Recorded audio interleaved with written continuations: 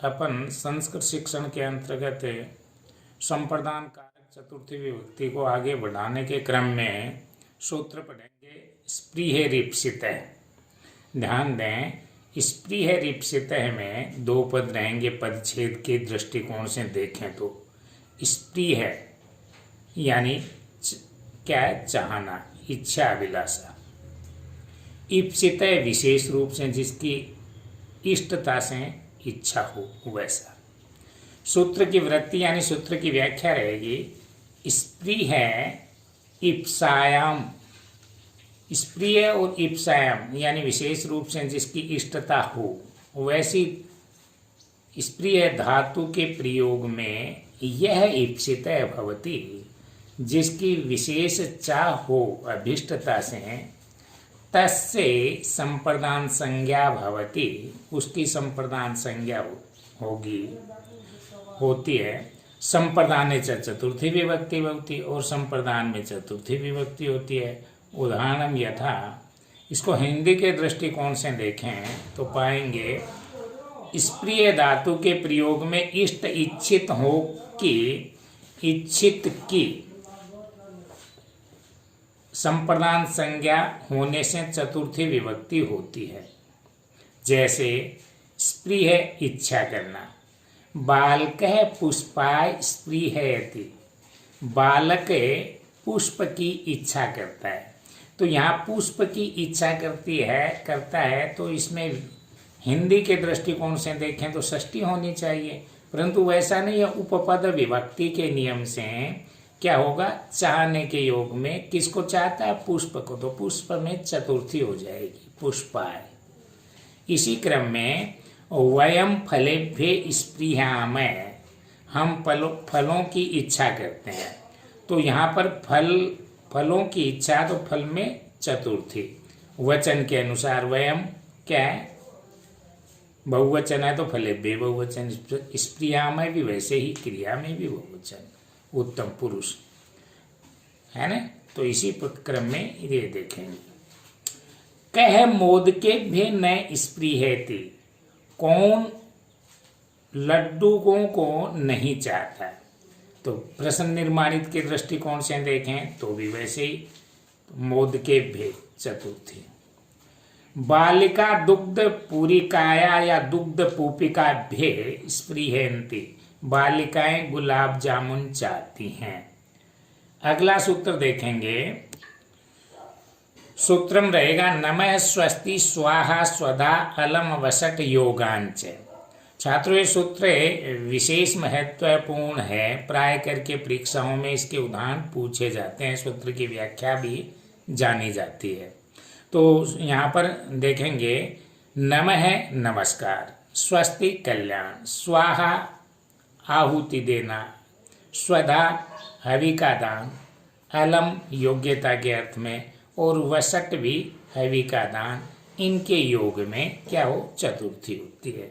तो देखेंगे सूत्र की वृत्ति संस्कृत के दृष्टिकोण से, नमः स्वस्ति स्वाहा स्वधा अलम वसट इति शब्दानाम योगे, इन शब्दों के योग में चतुर्थी विभक्तिर भवति, चतुर्थी विभक्ति होती है। यहाँ पर देखेंगे नमः नमस्कार, तो नमस्कार का प्रयोग करेंगे तो ऐसे ही वाक्य निर्माणित होंगे। रामाय नमः, श्री राम को नमस्कार। यदि गणेश को नमस्कार हो तो गणेश में चतुर्थी करेंगे, गणेशाय नमः। भास्कर को तो भास्कराय नमः, देव को तो देवाय नमः। इस प्रकार से जिसको भी नमस्कार किया जा रहा है उस पद विशेष में चतुर्थी विभक्ति कर देंगे। इसी प्रकार से स्वस्ति का उदाहरण देखेंगे। स्वस्ति का अर्थ कल्याण रहेगा। प्रजाभ्य स्वस्ति, प्रजा का कल्याण। यहाँ पर प्रजाभ्य स्वस्ति तो समस्त प्रजा का कल्याण चाह रहा है।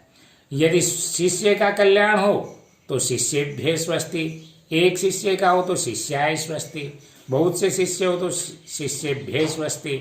इस प्रकार से वचन का प्रयोग किया जा सकता है। इसी क्रम में स्वाहा यानी आहुति, अग्नय स्वाहा, तो यहाँ पर अग्निदेव के लिए आहुति, अग्निदेव में जो अर्पण किया जाता है अग्नि वगैरह, उसके लिए। तो यहाँ पर अग्नि का चतुर्थी अग्नय बन गया, तो यहाँ चतुर्थी का प्रयोग स्पष्ट दृष्टिगोचर होता है। स्वधा हवि का दान। अब पितरों के लिए यदि स्वधा, पितृ पक्ष के लिए, पूर्वजों के लिए यदि हवि का दान हो तो वहां पर स्वधा शब्द उपयुक्त है व्याकरणिक दृष्टिकोण से। तो पितृभ्य स्वधा, पितृपक्ष पूर्वजों के लिए हवि का दान।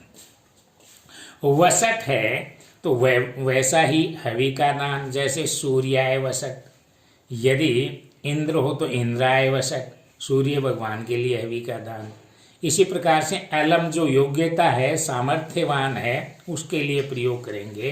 दैत्येभ्य है हरि ही अलम, दैत्यों के लिए यानी दानुओं के लिए हरि भगवान विष्णु जो है वो पर्याप्त हैं, समर्थ हैं। तो इस प्रकार से इस सूत्र का ऐसे प्रयोग अनान्य उदाहरणों में भी किया जा सकता है। तो पुनः बोलेंगे नमः स्वस्ति स्वाहा स्वधा अलम वसट योगांच, ये सूत्र है और इन सब के योग में ऐसे चतुर्थी का प्रयोग होगा। अब अगले क्रम में अपन एक नए सूत्र को लेंगे और सूत्र रहेगा धारे रुत्तम वर्ण।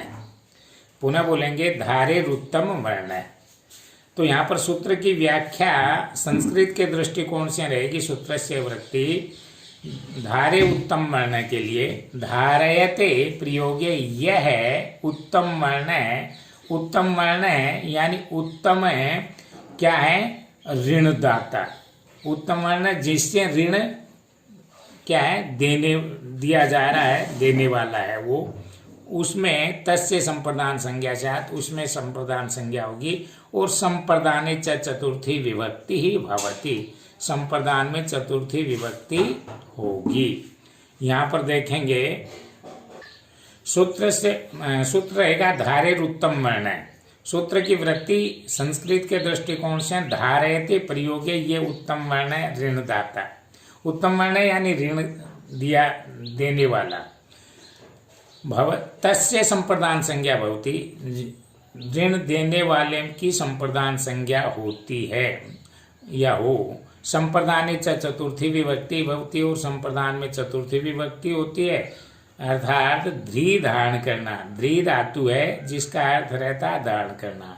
धातु के प्रयोग में जो कर्ज देने वाला है यानी ऋण देने वाला होता है उसकी संप्रदान संज्ञा होती है, और संप्रदान संज्ञा होने से चतुर्थी विभक्ति होती है। तो यहाँ पर उदाहरण देखेंगे, देवदत्त यज्ञ दत्ताय सतम धारयति। देवदत्त यज्ञ दत्त का 100 रुपये का ऋणी है, यानी देवदत्त जो है यज्ञ दत्त से 100 रुपये उधार लेता है। तो ऐसे में देने वाला है यज्ञ दत्त, तो देने वाले में चतुर्थी विभक्ति, प्राप्त करने वाले में प्रथमा। इसी क्रम में राम तुभ्यम शतम रूप्यकाणि धारयति, है न। तो राम तुभ्यम शतम रूप्यकाणि धारयति, राम ने तेरे से 100 रुपये देने हैं। तो देने वाला तुभ्यम है, तो वहां पर क्या है, इसमें चतुर्थी विभक्ति। तो इसी प्रकार से ऐसे वाक्य निर्माणित होंगे।